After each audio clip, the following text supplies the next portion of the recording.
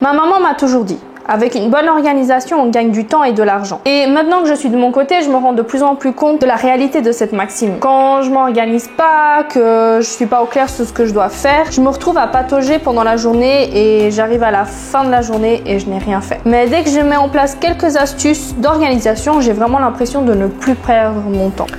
Utilisez un outil de planification. Ça peut être un calendrier, un agenda papier, un bullet journal. Peu importe l'outil que vous choisissez, le plus important, ça va être de fixer des deadlines pour vos projets et tout ce que vous devez faire, et ainsi que découper vos gros projets en petites étapes. En ce qui me concerne, j'ai déjà utilisé plusieurs outils, mais ces derniers temps, je suis plutôt tournée vers Google Calendar, car je peux y accéder de partout, que ce soit sur mon téléphone, ma tablette, mon ordinateur, en déplacement à la maison, et j'utilise notamment un code couleur pour m'aider.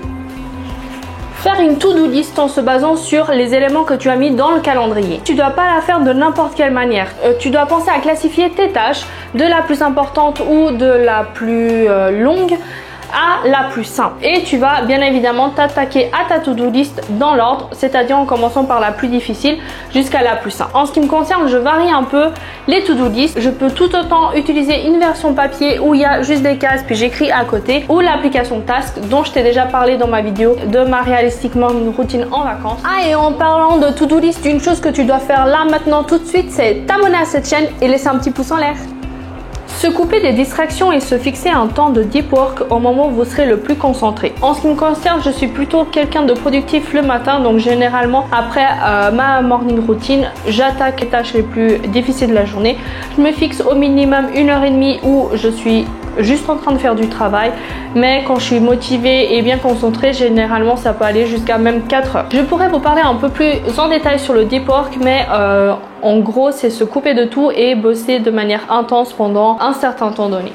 Laissez place aux imprévus dans le planning. Ça sert à rien de faire des gros blocs de travail où tu enchaînes toutes les tâches les unes après les autres. Ça va juste te rajouter du stress, et surtout lorsque tu te retrouveras face à un imprévu, un ordinateur qui plante, le programme qui veut pas fonctionner, un rendez-vous que tu avais oublié, et bien ça va juste t'empêcher de suivre ta to-do list, et ainsi tu vas pouvoir adapter ton temps selon les imprévus qui pourraient arriver ou non.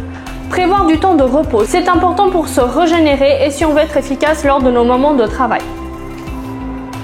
Merci si tu fais partie de ceux qui restent jusqu'à la fin.